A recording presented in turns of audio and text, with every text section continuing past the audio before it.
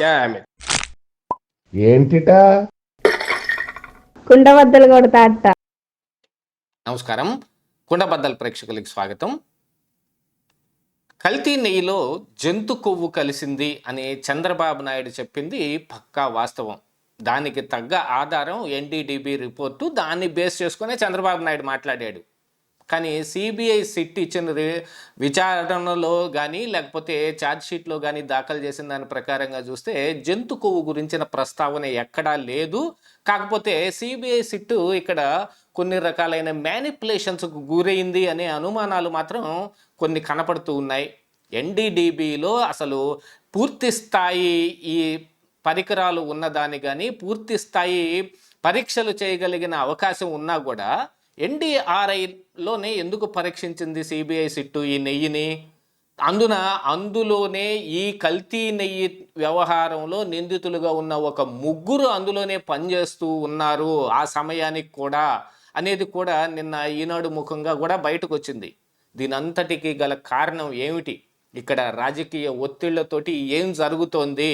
ఇందులో జంతు కొవ్వు ఉందా లేదా? ఉంటే అసలు ఈ రిపోర్ట్ ఇలా ఎందుకు వచ్చింది? వైవి సుబ్బారెడ్డిని కాపాడటం కోసం బీజేపీ కుమ్మక్కైపోయింది, అందులోని నాయకులు కుమ్మక్కైపోయారు అని వస్తున్న వార్తల వెనుకున్న అసలు వాస్తవం ఏమిటి అనేది ఈ వీడియోలో పూర్తిగా మీకు అర్థమయ్యే విధంగా వివరిస్తాను. వీడియో నచ్చితే ఖచ్చితంగా లైక్ చేయండి, ఇంకా 10 మందికి షేర్ చేయండి. అలాగనే మన కుండబద్దల ఛానల్ని ఇంకా సబ్స్క్రైబ్ చేసుకోకుండా ఎవరైనా చూస్తూ ఉంటే కనుక ఇమ్మీడియట్గా సబ్స్క్రైబ్ చేసుకోండి. నోటిఫికేషన్ల ద్వారా నా వీడియోలు మీ దాకా వచ్చి చేరతాయి. ఇక అసలు విషయానికి వస్తే, చంద్రబాబు నాయుడు ఆ రోజున జంతు కొవ్వు కలిసింది, ఇందులో పంది కొవ్వు లేకపోతే బీఫ్ టాలో ఉంది అని చెప్పిన ఆ మాటకి ఒక పక్క ఆధారం ఉంది.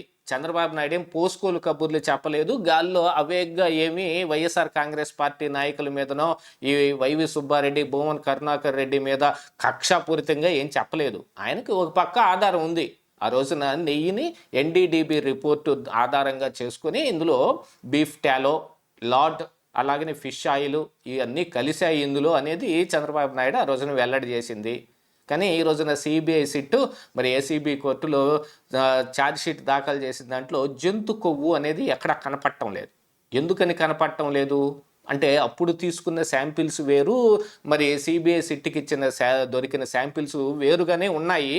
కాకపోతే పరీక్ష చేయడంలోనే ఒక మతలబ్ ఉంది అనేది ఇక్కడ కనపడతా ఉంది.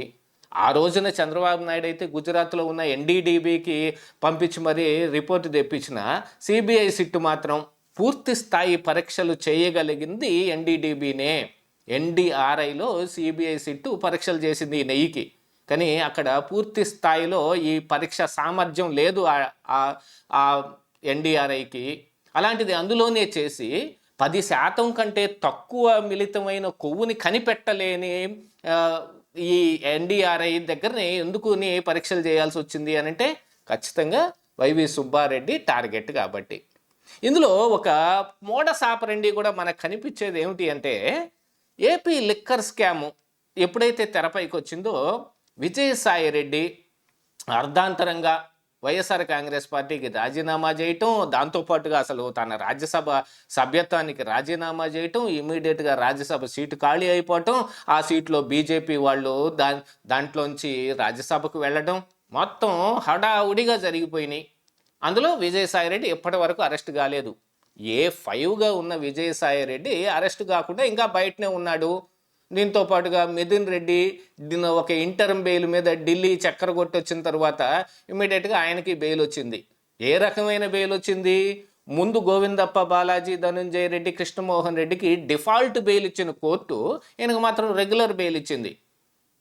అలాంటిది ఈ రోజున ఇందులో ఈ వ్యవహారంలో పెద్ద తలకాయ అయిన వైవి సుబ్బారెడ్డిని ఎందుకని ఇందులో సిబిఐ సిట్టు 36 మంది మీద ఛార్జ్షీట్ పెట్టిందో అందులో సుబ్బారెడ్డిని ఎందుకు ఇంక్లూడ్ చేయలేదు అనే ఒక ప్రశ్న నిన్న ఆంధ్రజ్యోతిలో కూడా పతాక శీర్షికలోనే వేయటం జరిగింది.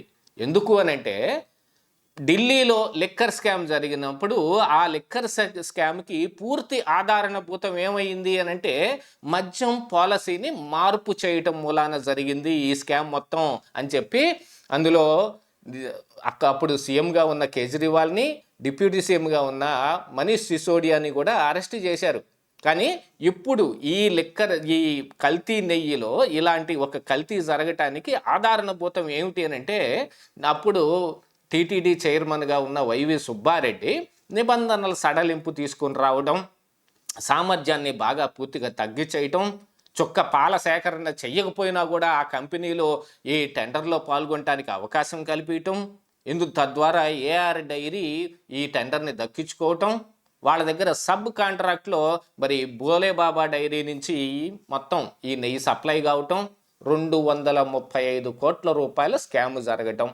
అసలు నెయ్యే లేని నెయ్యిని తీసుకొచ్చి కోట్ల లడ్డూలు తయారు చేసి భక్తులకు ప్రసాదం కింద పంచిపెట్టేయటం. ఇవన్నీ జరిగింది దేనికి అంటే ఈ నిబంధనల సడలింపు మూలానే జరిగింది. అలాంటిది మరి వైవి సుబ్బారెడ్డి పేరు ఎందుకు ఇంక్లూడ్ కాలేదు? ఇందులో వైవి సుబ్బారెడ్డికి పిఏగా ఉన్న అప్పన్నని మాత్రం అరెస్టు చేస్తారు. ఆయన దగ్గర నుంచి ఆయన బ్యాంక్ అకౌంట్లలో కనపడుతున్న 4 కోట్ల 5 కోట్ల రూపాయలు ట్రాన్సాక్షన్ల గురించి అంతా నిగ్గు తేలుస్తారు.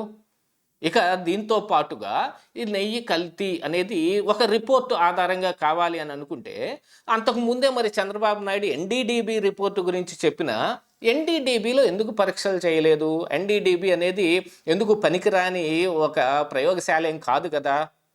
వీళ్ళు చేసిన దానికంటే కూడా ఎక్కువ సామర్థ్యం, ఎక్కువ శాతం పరీక్షలు చేయగలిగిన ఎన్డీడీబీని మాత్రం విస్మరించి ఎన్డీఆర్ఐలోనే వీళ్ళు పరీక్షలు చేపిస్తారు. అంటే ఇక్కడ వైవి సుబ్బారెడ్డితోటి బీజేపీకి ఒప్పందం కుదిరింది అనేది. గతంలోనే మన కొండబద్దల్లోనే ఒక వీడియో కూడా పెట్టాం. ఇందులో మిథున్ రెడ్డి కానీ లేకపోతే వైవి సుబ్బారెడ్డి ఇచాదులు ఒక 3 ఎంపీ సీట్లని రాజీనామా చేయడానికి కానీ లేదు బీజేపీలోకి జంపు చేయడానికి కానీ సంసిద్ధంగా ఉన్నారనేది కూడా అప్పుడు వచ్చిన వార్త. ఈ అన్నిటి ఆధారంగా ఒకసారి మనం చూస్తే ఇప్పుడు వైవి సుబ్బారెడ్డి రాజీనామా చేస్తాడో లేకపోతే వైసీపీలోంచి బీజేపీలోకి జంపు కొట్టి బీజేపీ రాజ్యసభ సభ్యుడు అవుతాడో, ఏదో ఒక ఒప్పందం కుదిరిందనేది అయితే ఇక్కడ కనపడుతోంది. ఎందుకు అని అంటే మరి రాజ్యసభకిలో మరి బీజేపీకి ఉన్న బలం ఎప్పటికీ రోజు రోజుకి పెంచుకుంటేనే తప్ప వాళ్ళు అనేక బిల్లుల్ని వాళ్ళు అనుకున్న వాళ్ళ బీజేపీ మార్కు బిల్లులు ఏవైతే ఉన్నాయో వాటన్నిటిని నెగ్గించుకోవడం కుదరదు అనేది. కాకపోయినా ఇక్కడ వైఎస్ఆర్ కాంగ్రెస్ పార్టీ బీజేపీకి కావలసిన విధంగా అనుకూలంగా ఉన్నప్పటికీ గాను స్వయంగా తమకే బలం ఉండి ఇవన్నీ గెలుచుకుంటే ఒక రకంగా ఉంటుంది. లేదు వైఎస్ఆర్ కాంగ్రెస్ పార్టీతో సహాయ సహకారాలు తీసుకొని, అంటే ఇంకో పక్కన కూటమిలో టీడీపీ జనసేనతో కలిసి ఉంది, వాళ్ళ వైరపక్షమైన వైసీపీని కూడా వీళ్ళు సహాయం కోరిన దాఖలాలు కూడా గతంలో మనం చూసాం. అయినప్పటికీ గాను ఈ వైవి సుబ్బారెడ్డి బీజేపీలోకి జంపు కొట్టడానికో లేకపోతే రాజీనామా చేసి ఆ సీటుని విజయసాయిరెడ్డి లాగా బీజేపీకి దారాదత్తం చేయడానికో ఒక ఒప్పందం కుదరటం మూలానే అసలు ఈ పరీక్షలు ఎన్డీడీబీ దాకా వెళ్ళలేదు అనేది ఇక్కడ క్రిస్టల్ క్లియర్గా అర్థమైపోతుంది. దీని ప్రకారంగా చూస్తే చంద్రబాబు చెప్పిన మాట పక్కా వాస్తవం, అందులో జంతు కొవ్వు ఉంది అనేది అత్యంత నిజం అనేది తేట తెల్లమైపోవడం లేదు. ఇదే ఈరోజు కుండబద్దలు.